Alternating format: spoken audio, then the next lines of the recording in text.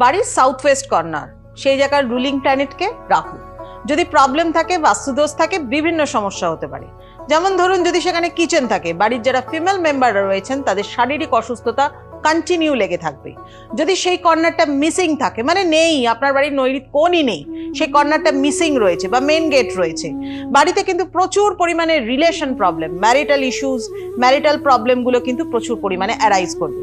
যদি ধরুন south West কর্নারে আপনার টয়লেটের পজিশন রয়েছে, তাহলে কি হতে পারে, আপনার বাড়িতে সবসময় ফিনান্সিয়াল প্রবলেম কিন্তু লেগেই থাকবে। বিজনেসের ক্ষেত্রে লস কিন্তু আপনার লেগে থাকবে। যদি সেই কর্নারে আপনি আপনার চিলড্রেন রুম করেন, বাচ্চাদের ঘর করেন, তাহলে কি হতে পারে, বাচ্চারা ভীষণভাবে ডমিনেটিং হবেন, তারা ভীষণভাবে অ্যারোগেন্ট হতে শুরু করবে।